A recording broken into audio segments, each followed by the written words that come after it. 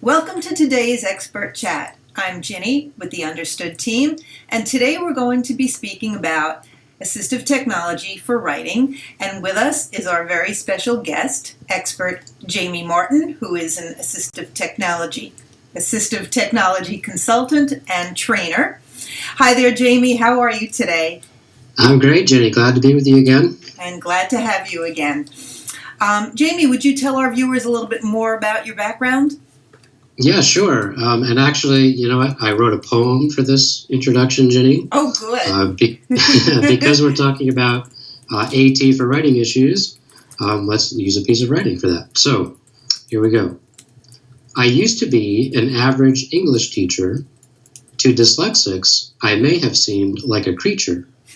Then I replaced the spelling bee with assistive technology. Now I'm an AT accommodations preacher. My title is AT consultant and trainer. To me, my job's a no-brainer.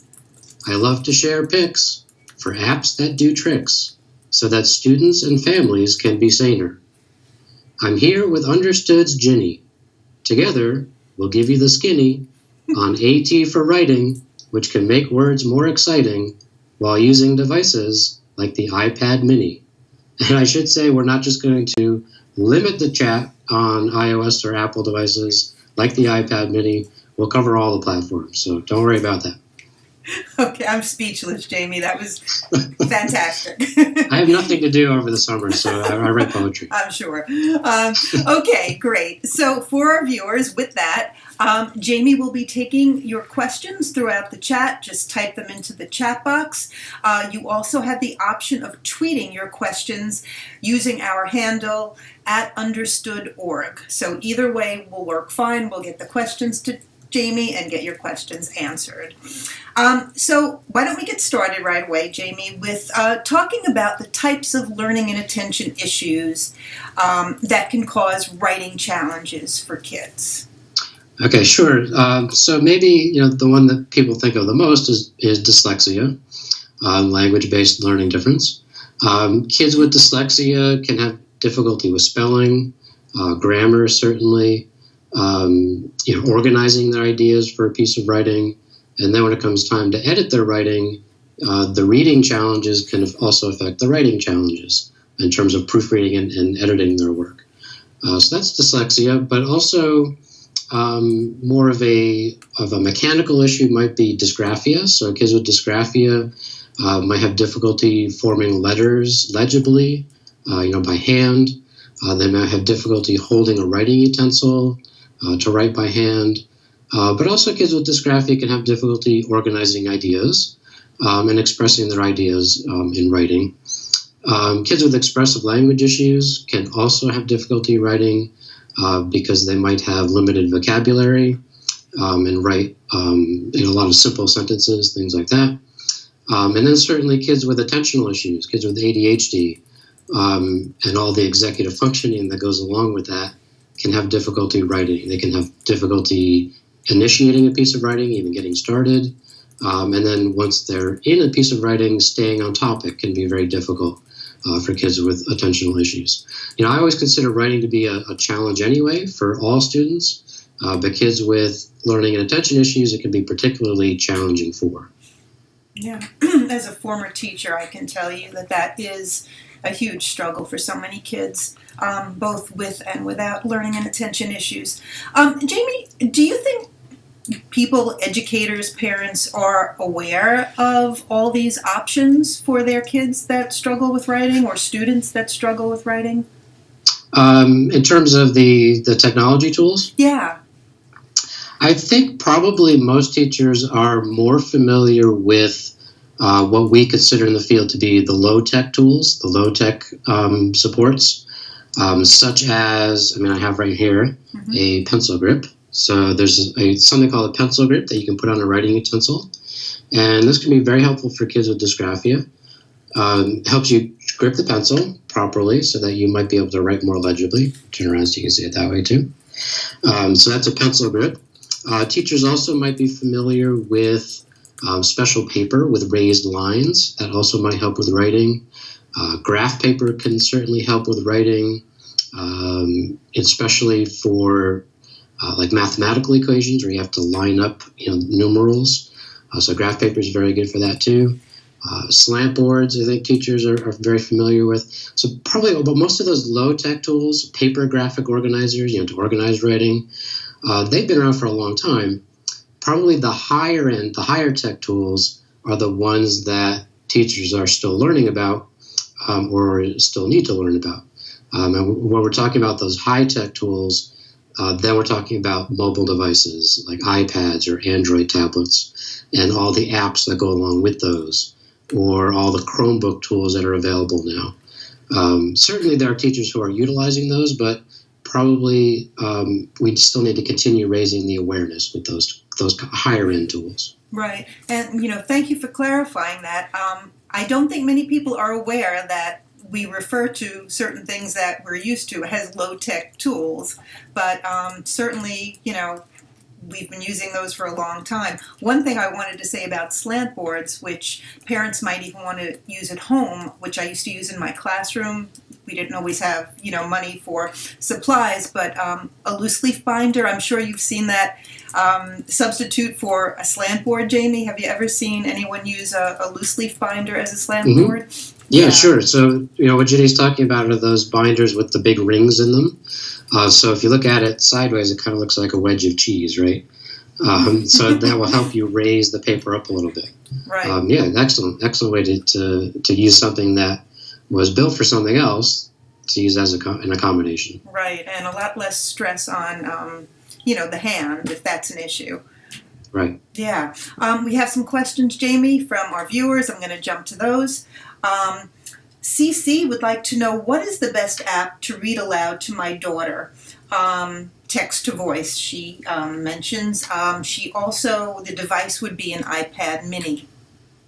Okay, so text-to-speech is built right into the Apple operating system. So with that iPad mini, CC, you can have your child use the built-in text-to-speech to read anything out loud. It's gotten fairly advanced over the course of the development of the iPad. So you can have words read out loud. You can have them highlighted as they're being read out loud. We call that synchronized highlighting, which can provide more of a multi-sensory reading experience.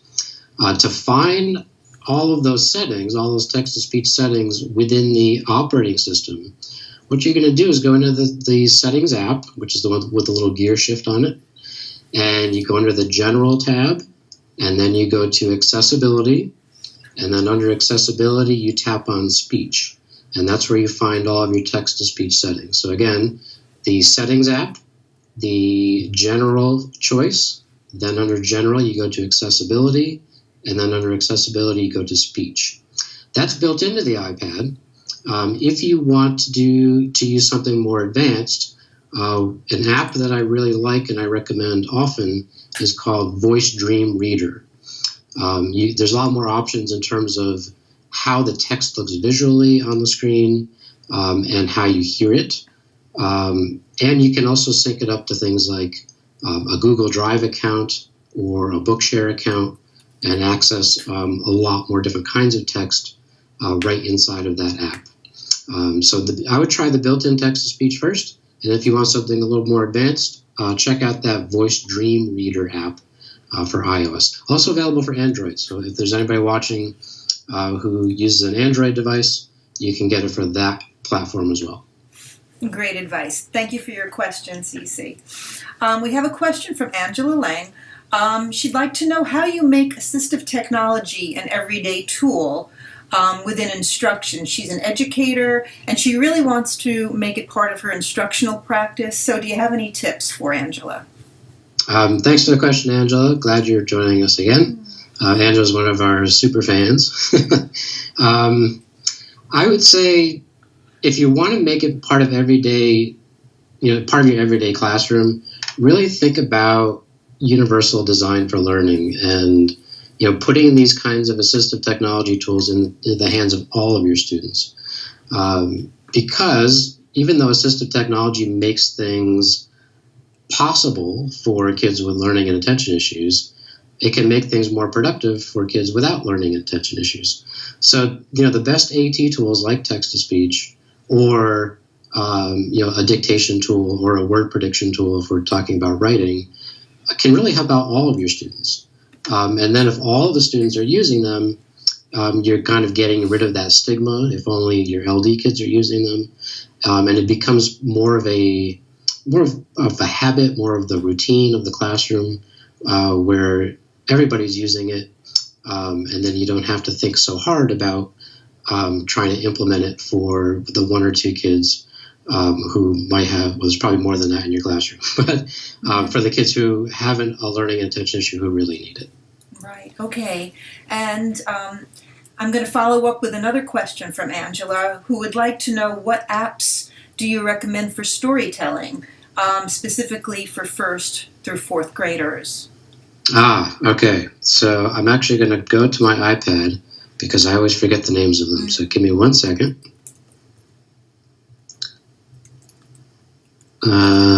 Storytelling. Okay, so I found recently a couple of good ones. One is called Me Genius, Angela. So it's all one word. It's MEEGENIUS, Me Genius. That's a great one for storytelling with those little guys. Read Me Stories is another one. And I'll give you two more. Epic with a exclamation point at the end is another one for storytelling. And one that is might be a little more recognizable is Raz Kids. A lot of teachers have been using that in classrooms. So those four are really good. They have subscription models where teachers can purchase a subscription for their classroom, and they're illustrated. They have text-to-speech support, so kids can kind of go through them on their own and be more independent. But they're fun. They're fun for those little guys. Okay, great, thanks. And thanks again, Angela. All right, we have another question from Malkoop. Another teacher, she has a student with dyslexia and ADHD, gets very frustrated to take the time and get organized. Are there any tools that you can recommend for organization, Jamie? Okay, sure. So in terms of writing and kids having difficulty with writing, organization can be a huge, huge issue. So what I always recommend is a graphic organizing tool. In terms of low-tech graphic organizers, Understood actually has a very good download page.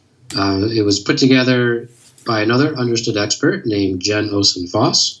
And there's about 3 or 4, maybe 5 different graphic organizers. I'll put it up here. Maybe you can see it. No, the glare is too high. But there's really cool with a hamburger, which I really like. But maybe Matt can put that in the chat box. Mm-hmm. So that's for downloading paper graphic organizers. If you want to get more high-tech, electronic graphic organizers can be really fantastic because they can walk kids through the entire writing process and keep them organized as they're going along. My very favorite electronic graphic organizer is called Inspiration, which has been around for desktop computers for a long, long time. They've recently developed an iPad app called Inspiration Maps. And you can, with both the desktop version and the iPad version, you can brainstorm ideas first without thinking about organizing your ideas. Just get them out.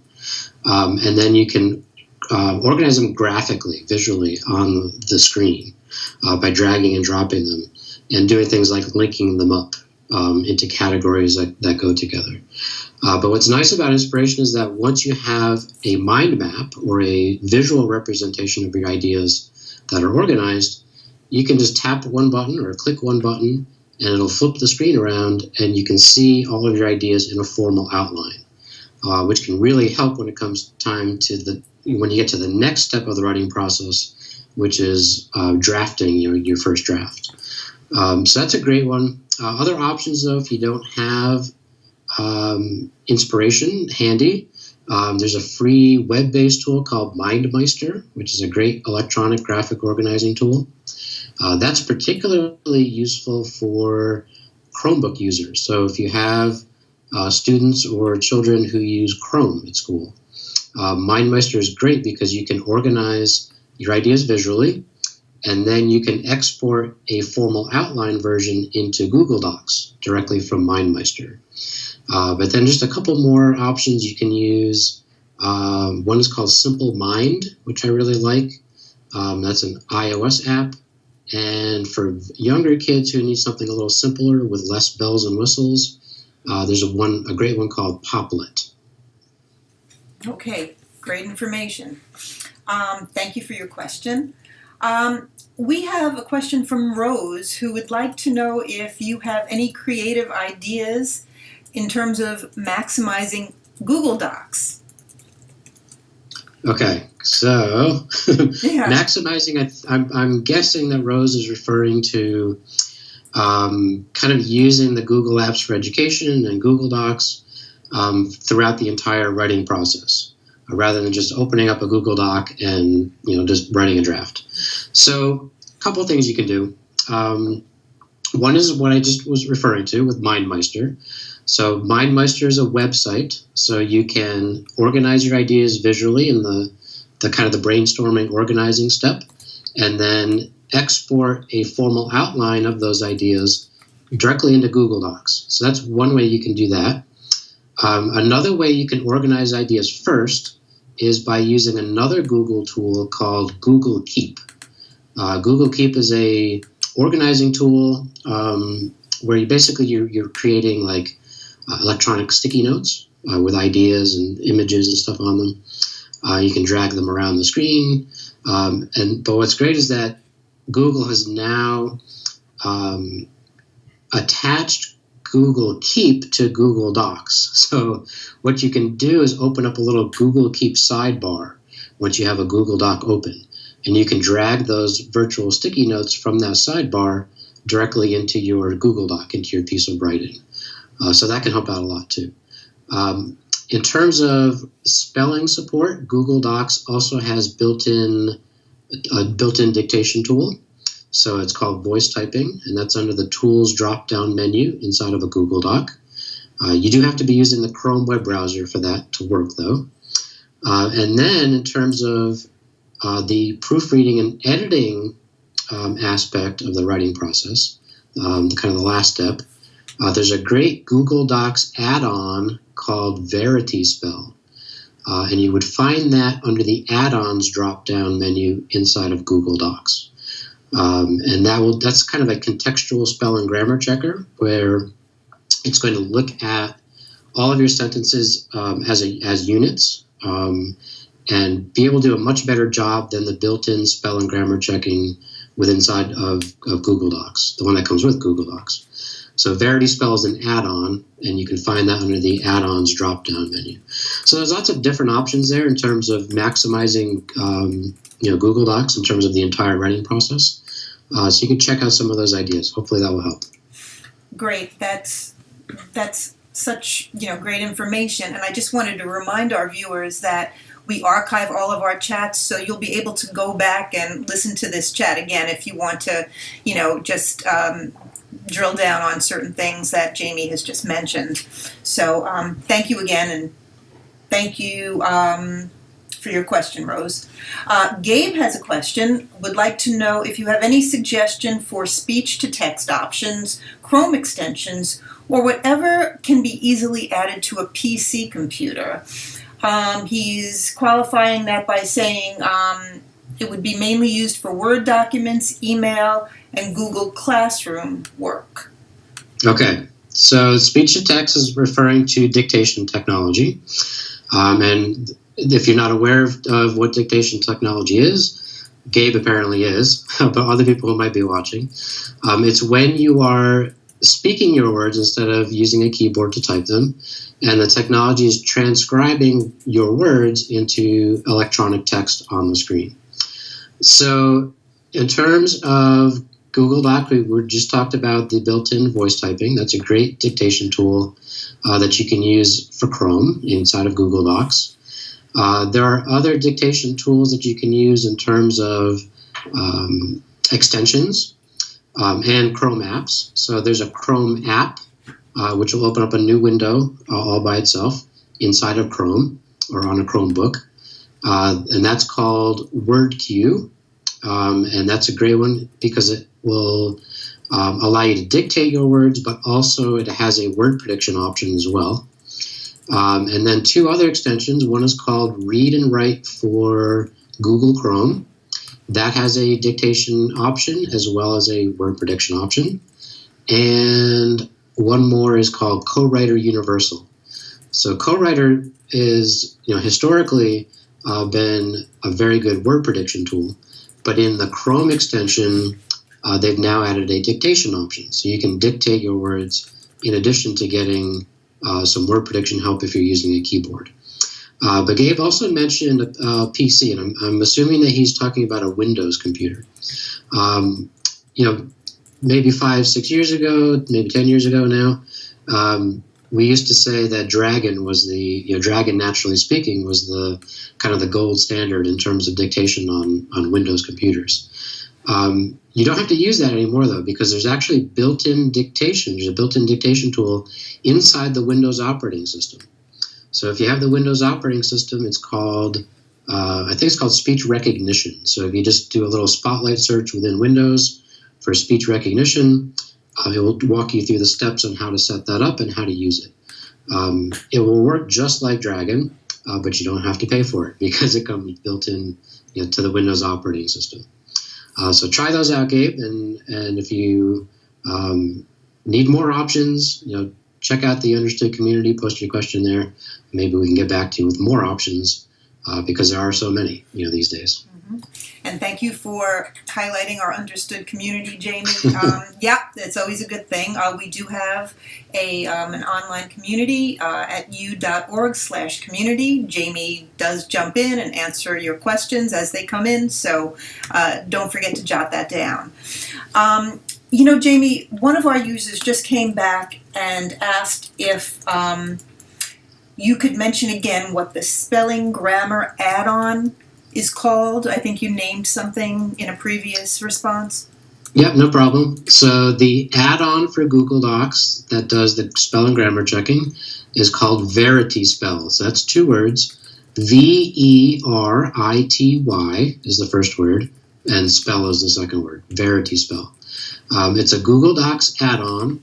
When you go into the add-ons drop-down menu, you're actually going to see an option way down the bottom called Get Add-ons. And that's where you get new add-ons from, kind of like it's like a little add-on store, kind of like an app store within Google Docs. So you click on Get Add-ons.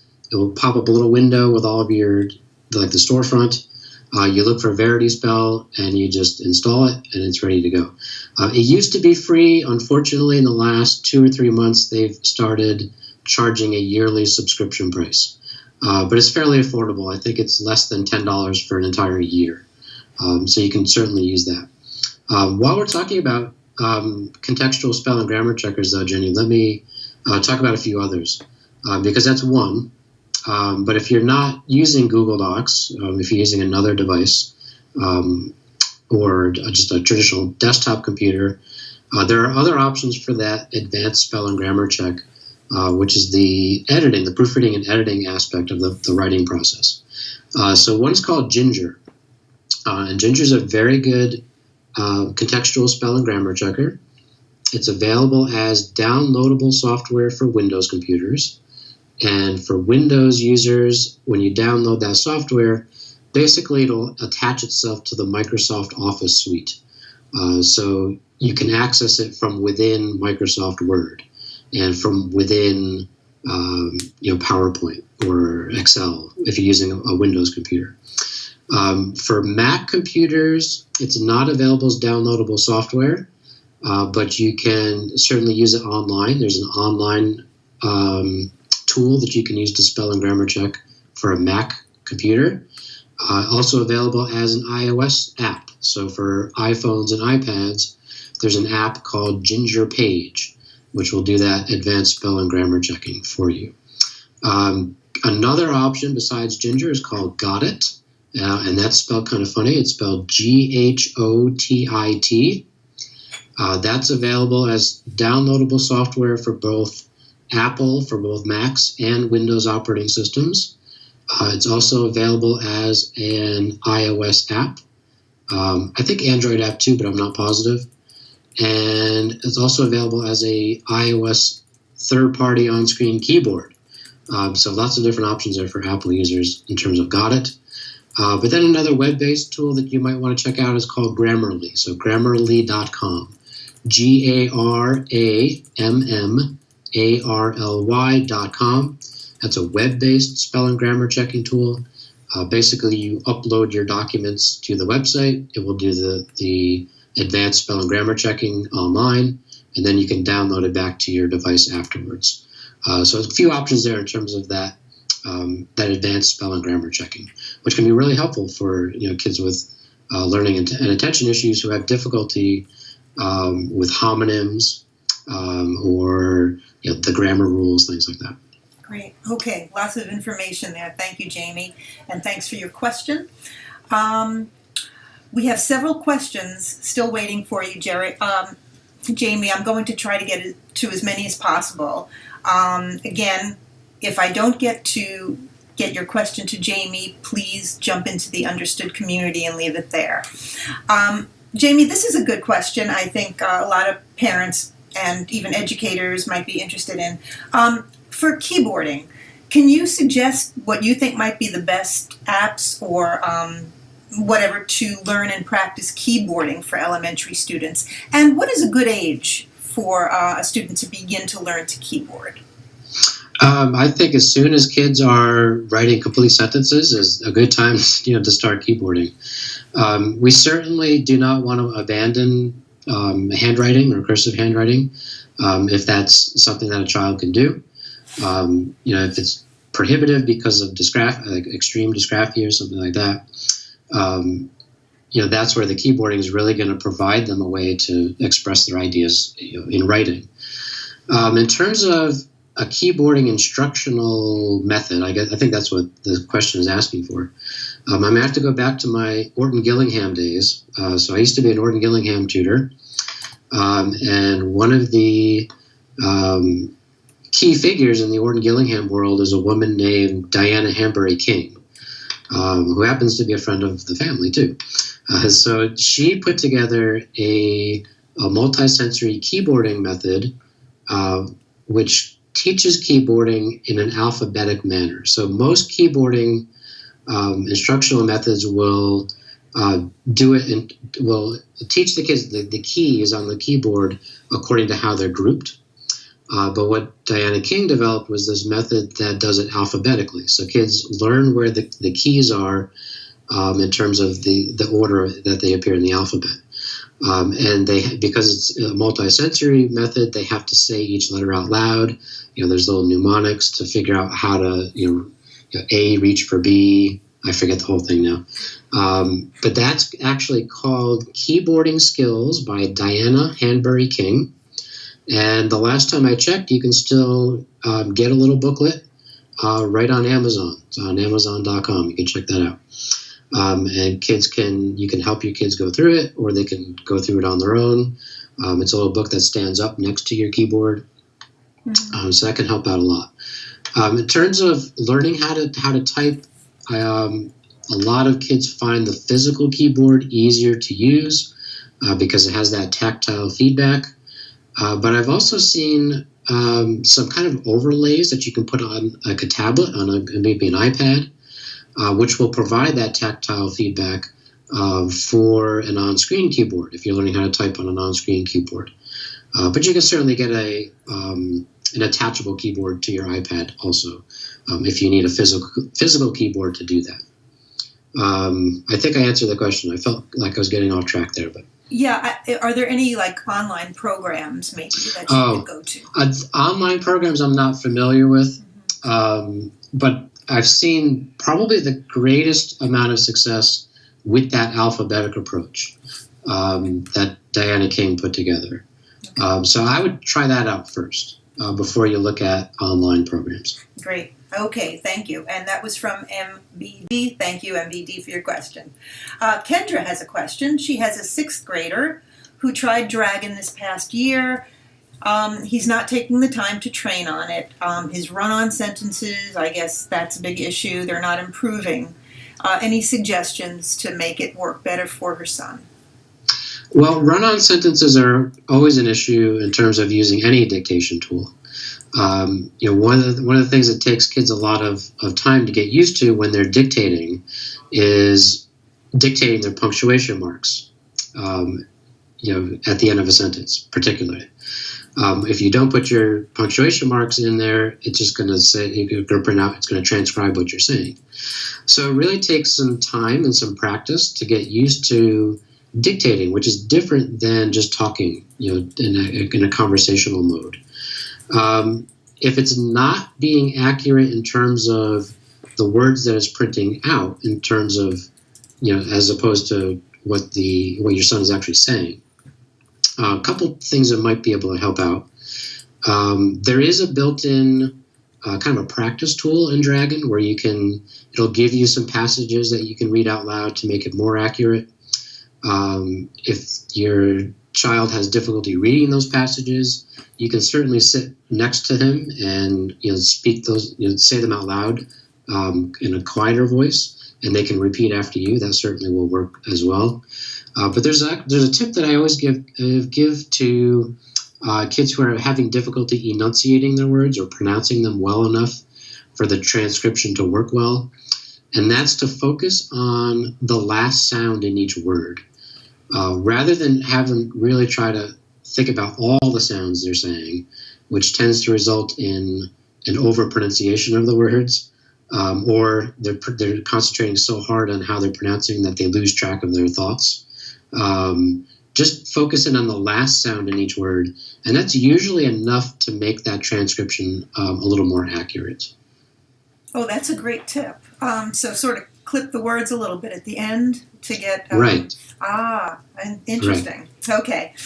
We have a question from Ginny, not me. My child has autism and language issues, and she'd like to know what technology, either high or low, would you recommend to help a teenager write or formulate sentences or paragraphs?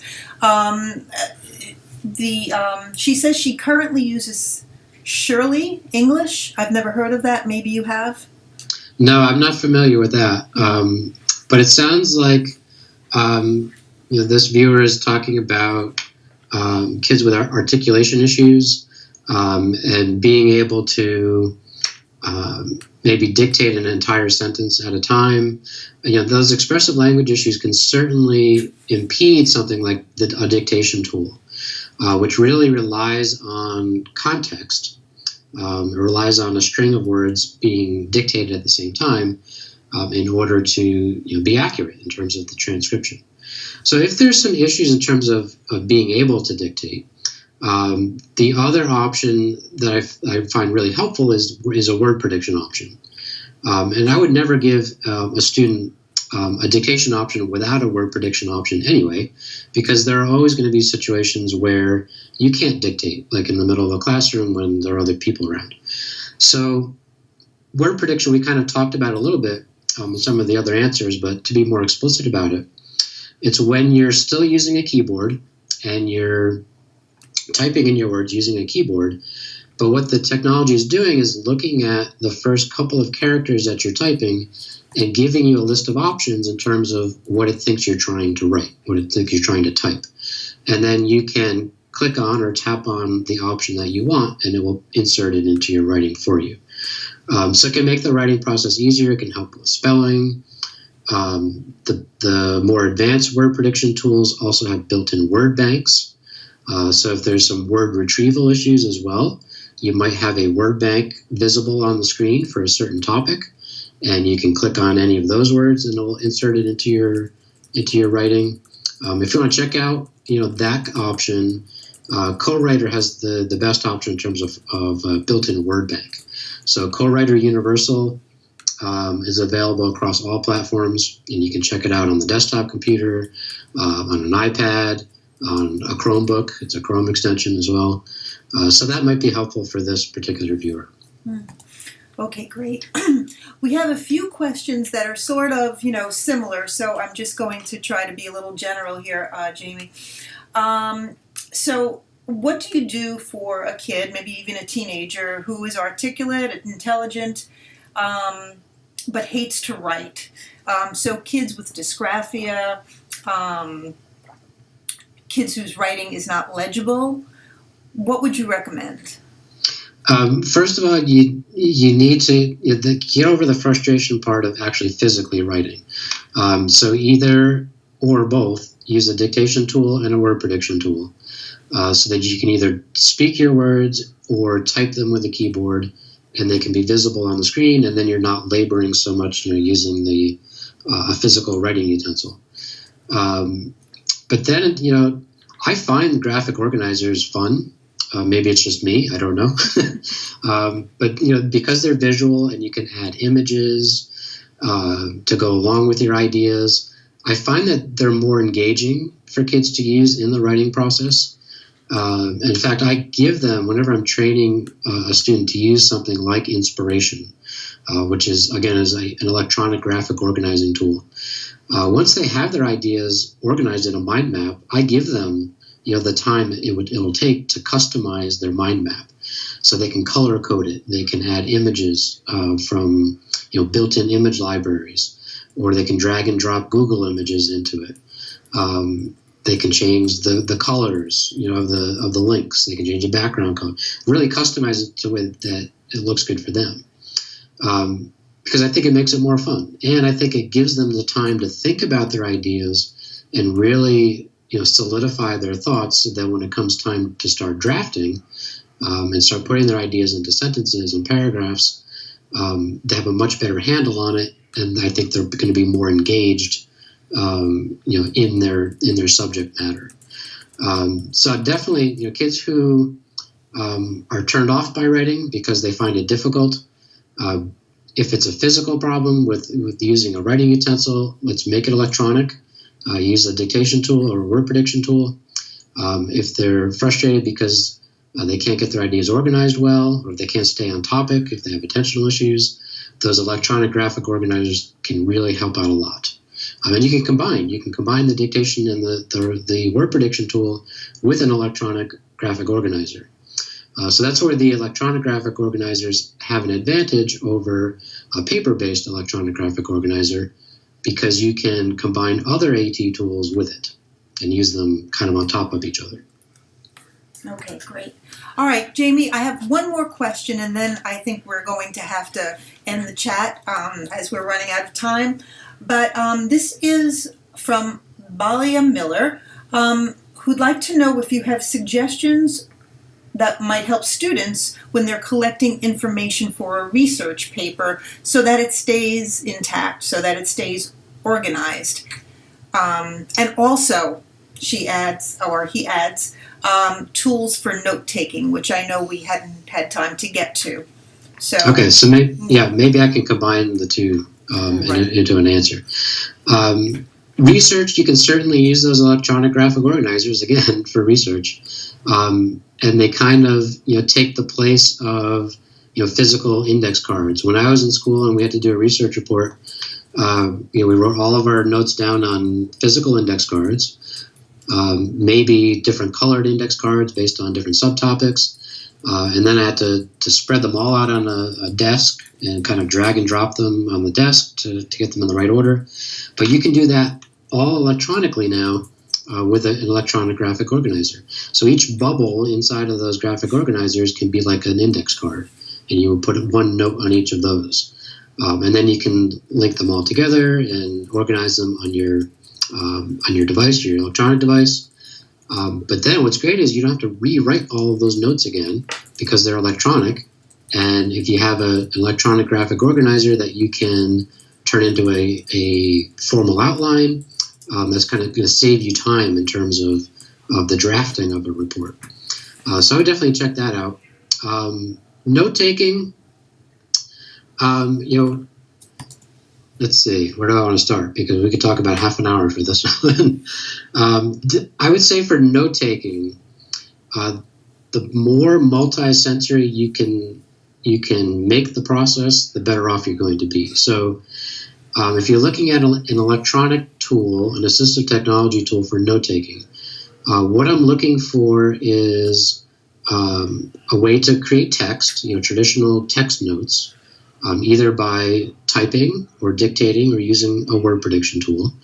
But it's also going to help if there's an option within that assistive technology note-taking tool to add images or to take photographs if you're using a mobile device. And you can add those images and photographs right into your written notes. An option for drawing, illustrations or diagrams within that app might be very helpful for multisensory note-taking. But also, if there's an option for audio recording, that's going to help out a lot, particularly kids who have writing issues and either can't write a lot and they miss information, or I totally just lost my train of thought because I have 5 things running through my head at the same time. But an audio, some kind of audio recording option will be very good because kids might have an issue of hearing all the information and getting the important ideas down, right? So I'm going to give you some options in terms of apps. A fantastic note-taking tool is called Audio Note. All one word, Audio Note. The A is capitalized and the N is capitalized. It's available as downloadable software for at least Mac computers, but it's also available as a mobile app, again, for at least Apple devices. I'm not sure about Android or Windows.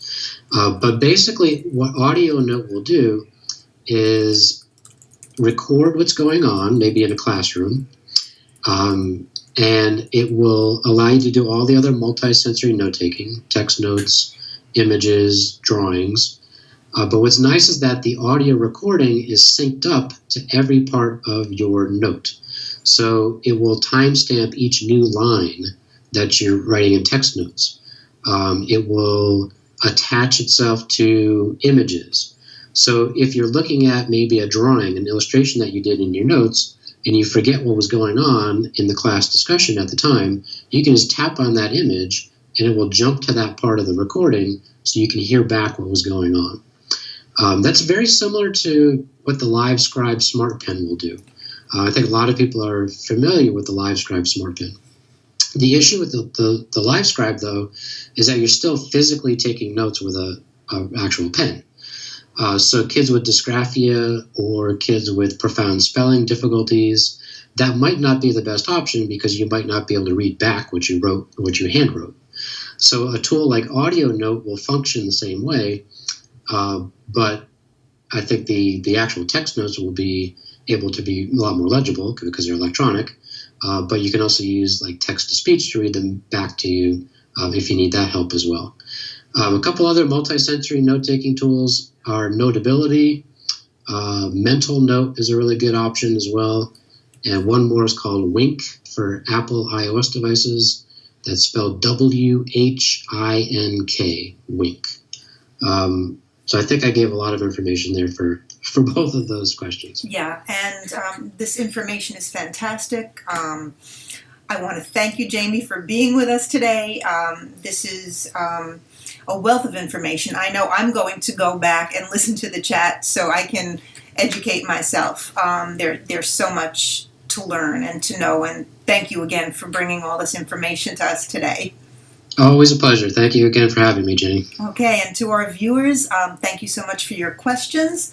If you've missed any portion of this chat, go back and you can watch it again. We archive all of our chats at u.org/calendar. If you'd like to ask Jamie any more questions, you can go to the Understood community at u.org/community. Thanks again for coming, and have a great afternoon.